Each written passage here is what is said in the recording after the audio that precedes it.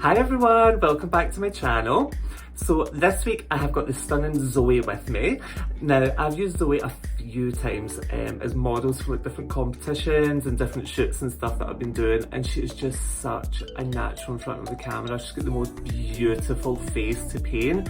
And recently she shaved her hair off, which gives her this really edgy editorial look that I am obsessed with. So this week we wanted to go for kind of like an oil slick look, something a wee bit more kind of colourful, I suppose. So yeah, if you want to see this transformation right here,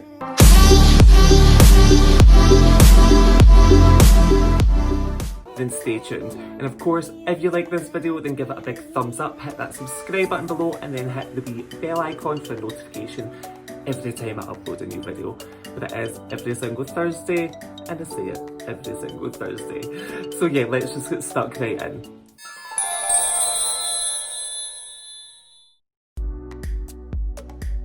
As always, I am starting off by prepping the skin with MAC Fix Plus Magic Radiance to hydrate, nourish and brighten the skin, before going on with my Botanical Labs Rose Overnight Hydrating Mask to soothe and help work on any redness in the skin and keep everything really plump before the makeup application.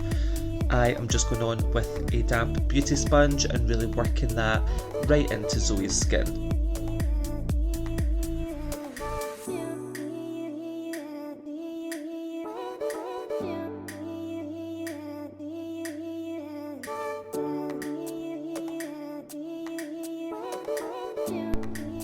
So I was really keen with Zoe to create more of like a kind of glass skin, something super glowy and dewy. So when I was in New York at the beginning of the year, I was in the Glossier flagship store and I picked up the FutureDew. I had heard so much about it, so of course I wanted to try it out. So I've used this on myself a few times and I love it for a while, and then after a while I think I don't love it. I've got such a love-hate relationship with this product, but I use this on Zoe and you'll see it gives the most phenomenal dewiness to her skin. I mean, it does exactly what it says on the bottle with all those nourishing oils. So yeah, I worked this into the skin. And then I went on with the Fenty Hydrating Foundation in shade 150. This in the end worked out really well because this foundation is so beautiful, it's so creamy, it's so hydrating, it's so luminous. Like, I made it work, but in future as I learn, I would not have used it with the FutureDew underneath. There was just something about it that was really difficult to get the foundation to set. I don't know if it's because the FutureDew is so dewy and has so many oils in it, and then the foundation's so creamy and so hydrating. Maybe it was just a wee bit of an overload. Like I said, I made it work in the end, but I will not be using this combination again. But individually, both products are phenomenal.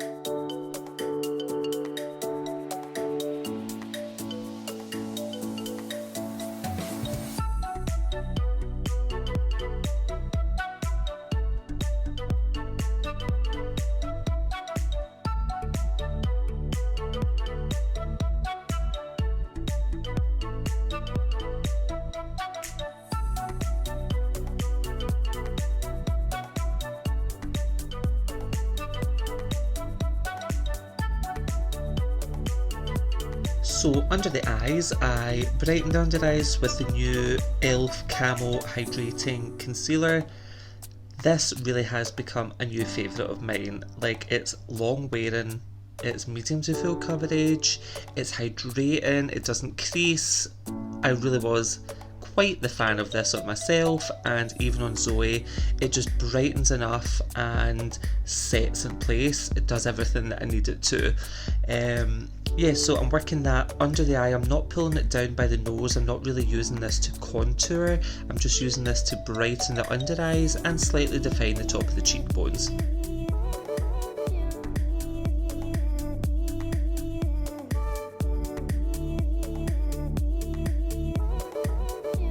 Even though my end result I wanted was to be super dewy with the skin, I knew I was going to be going on with a lot of kind of pressed pigment eyeshadows that might give me a bit of droppage, so I did have to bake the under eyes with the MAC Prep and Prime Translucent Loose Powder. But then after I used my sprays and stuff, it did add the dewiness and luminosity back into the skin, but I only set the under eyes with the powder. I didn't really set the rest of the face. Now, as I said in my intro, I wanted to create this kind of oil slick finish to the eyes, so what I done was I custom made this beautiful kind of deep blue marine shade using the shades Ecstacy and Nitro with the PLouise and Mmmmitchell acid rain paints. I literally used like 50-50 mixture of them both and it came up with this really gorgeous blue colour. So all I done was I patted this on as a base, I pulled it up around the shape of Zoe's eye and extended it out, and then kind of blended out and buffed out the edges of it with a wee MAC 221S brush. I know I use these paints all the time, like I feel like almost every video I pull these paints out at some point, but it's just because they are so good. Like I think there's maybe 6 shades. Oh wait, they released new shades, didn't they? So there's maybe 8 or 9 shades altogether now, but oh, I'll tell you, I get my money's worth out of these. They're so good. The pigment, they don't crease, they're so easy to work with, I don't get fallout. Honestly, I really would highly recommend them. But yeah, like you see, you can mix them, so I mean they really do work for everyone.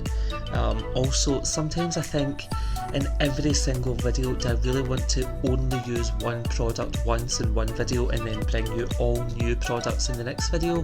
No, because realistically, like that means that I'm just constantly using new products. I'm never really showing you that I do have some staples in my kit that I will use week after week and on everyone. So these are definitely a staple, along with that MAC Prep and Prime powder that I use constantly, along with my mineralized skin finish Dark Deepest.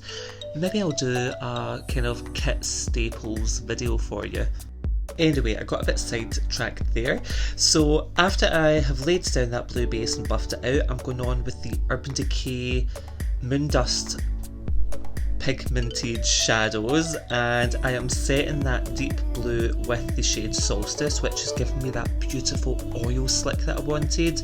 I lay that on with a flat brush and then I buffed it out with another Moondust in the shade Space Cowboy.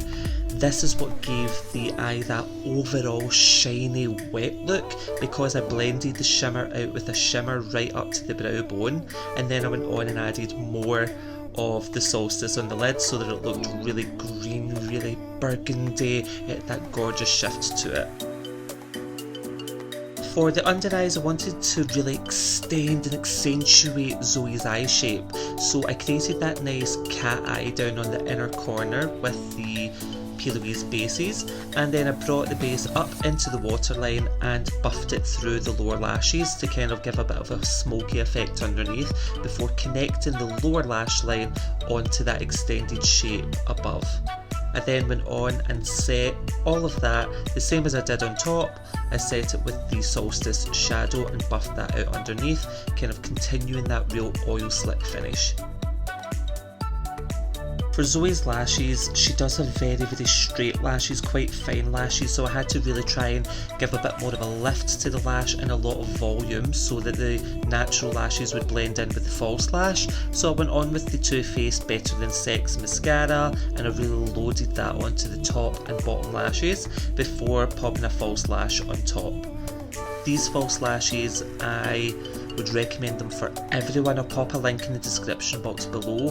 They were like £1.50 a pair from China, I got them on AliExpress. I got a massive box of like 15 pairs and it was so cheap, and the quality is phenomenal. I would highly recommend them.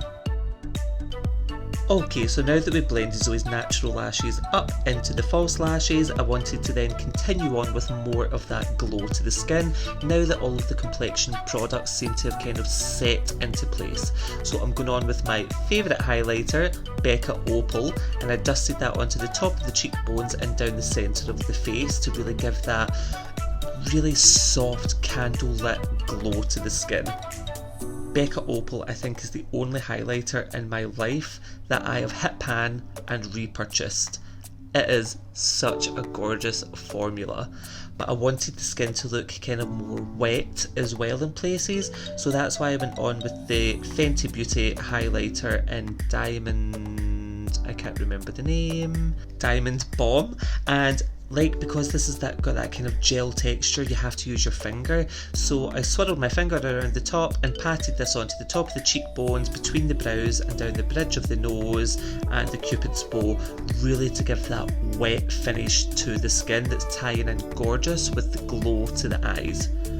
I wanted the glow to continue, so I patted on some cream blush. This was a really cheap wee MUA cream blush from Superdrug. I think it was like £2.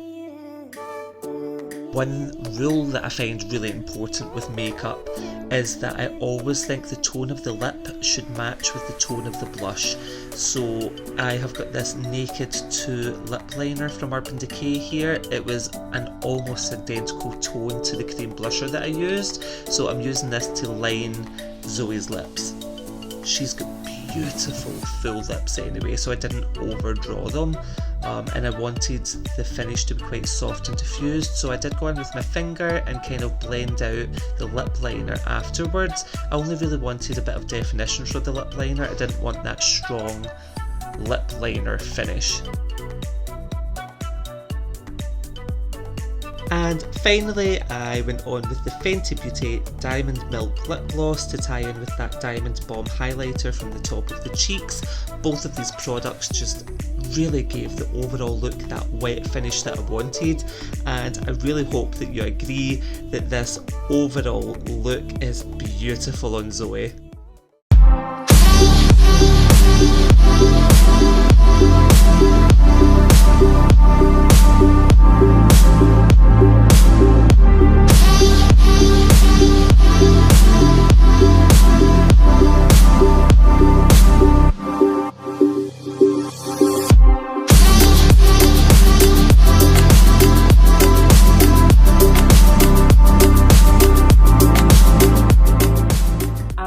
There we have it, another week, another tutorial done. And you know, I loved doing this. Like, it actually was kind of giving me like oil slick euphoria vibes. Like, she just looked phenomenal. Like, I loved it. So hopefully you liked it too, and if you did, then do give this video a big thumbs up, hit the subscribe button and then the bell icon for a notification, and then if you want to see additional content and become the best of friends, then make sure to get me on Instagram. It is Marc Sinclair Mua, and if you do recreate this or you are like inspired by it or anything, then make sure you tag me. Tag me, tag me, tag me. I love seeing your work. So anyway, until next Thursday, bye!